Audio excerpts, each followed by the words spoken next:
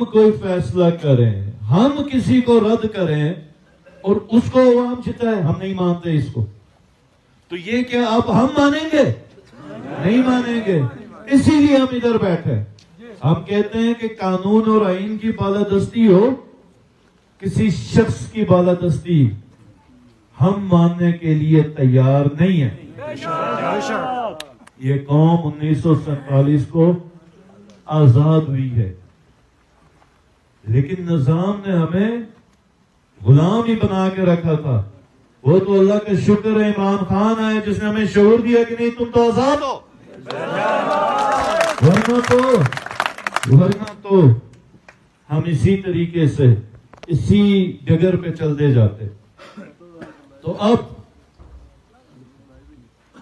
ہم نے فارم 47 لیا پہلا, جس میں تمام پولنگ سٹیشنز کے ریزلٹ آفیشیل سرکاری ہے, جس میں ہماری 1265 ووٹوں کی لیڈ ہے پاکستان تحریک انصاف. اور دوسرا اب ان کے پاس جو بیلٹ پیپر ہے اس کے بھی سب پوسٹل ووٹس ہیں جو گورنمنٹ آفیشلز کے, اس کے جتنے ایشو ہوئے ہیں اور جو ریٹرن ہوئے ہیں ان سب کی اٹیسٹیشن ہو کے ڈسٹریبیوٹ ہو چکے ہیں. تو یعنی دھاندلی کا اب کوئی احتمال نہیں ہے. کسی نے کرنے کی کوشش کی تو وہ پکڑا جائے گا. تو 1304 پوسٹل ووٹس آ چکے, اور اگر یہ کھل گئے تو ہماری جو لیڈ 1265 ہے وہ شاید 1365 ہی ہوگی, اوپر جائے گی نیچے نہیں آئے گی. اب یہ ضد میں ہے کہ ہم رزلٹ نہیں دیں گے, اور ہم اب ضد میں ہیں کہ رزلٹ لیں گے. ہمارا جس شخص پہ اعتبار نہیں تھا وہ تھا چیف الیکشن کمشنر کا آفس اور چیف الیکشن کمشنر کی ذات. تو آج جب میں نے کہا تھا کہ ان کی جو پلاننگ تھی, میں نے کہا تھا کہ میں ایک سرپرائز دوں گا, تو ہم چیف کورٹ میں جا کے اس کی ساری پروسیڈنگز ہم نے رکوا دی ہے. اب چیف کورٹ ہمیں پوری امید ہے قانون اور آئین کے مطابق جلد از جلد اس کا فیصلہ کرے گا کہ یہ جو الیکشن کمیشن کر رہا ہے یہ قانونی ہے یا غیر قانونی ہے, اور قانون کے مطابق کیا رزلٹ اناؤنس ہونا چاہیے یا کیا اس طرح یہ روک سکتے ہیں. تو اب ہم عدالت کے اوپر اعتبار کر کے انتظار کرتے ہیں. لیکن میں یہاں پہ ایک چیز واضح بتا دوں کہ اگر یہ چیز دوبارہ الیکشن کمیشن میں جاتی ہے تو ہم پھر لانگ مارچ کریں گے گلگت کی طرف. ہم لانگ مارچ کریں گے گلگت کی طرف, اور گلگت میں سب کے سب اور بلتستان اور دیمر کے سارے لوگ بھی آپ کا بےتابی سے انتظار کر رہے ہیں. وہ تو ہمیں کہہ رہے تھے کہ ابھی آ جاؤ, ہم تیار ہیں ادھر بیٹھنے کے لیے.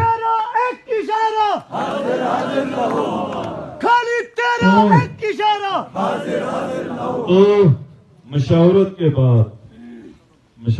بعد ہم اس دھرنے کو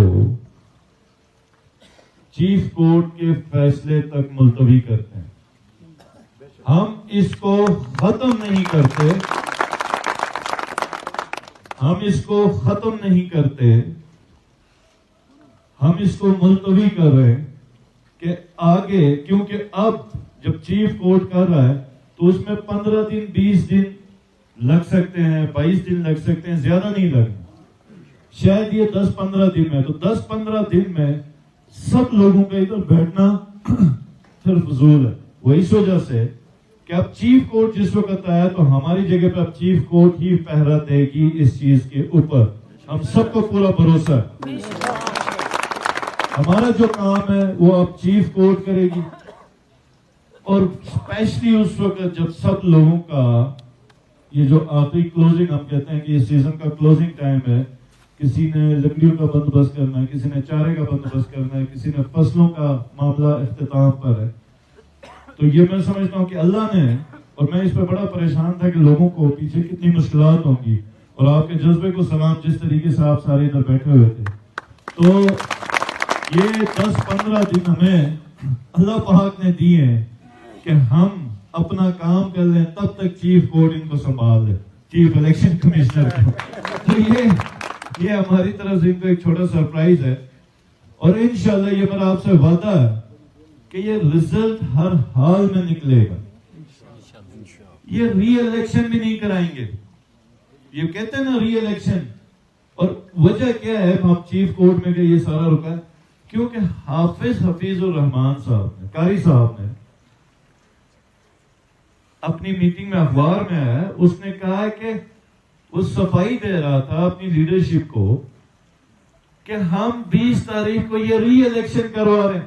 تو تمہیں کس طرح پتا ہے یہ تمہارے حق میں فیصلہ آ رہا ہے اور یہ ری الیکشن ہو رہا ہے؟ کیونکہ میچ انہوں نے فکس کیا ہوا ہے.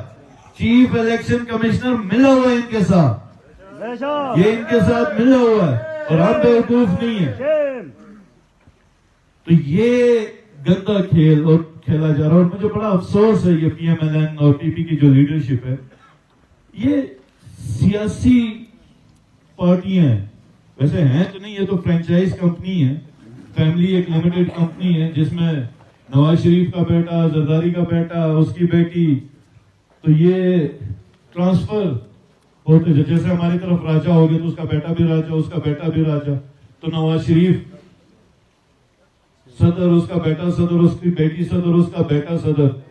پوری پی ایم ایل این بوڑھی ہو گئی، پیپلز پارٹی بوڑھی ہوتی. یہ تو سیاسی پارٹی کا ان کا سٹرکچر تو ہے نہیں، لیکن پھر بھی ایک جمہوری سسٹم کے اندر ان کو تھوڑی سی میچورٹی دکھانی ہوتی. جب 1,500 ووٹ سے ہار گئے ہیں تو ہار تسلیم کر لیتے تو عزت تھی.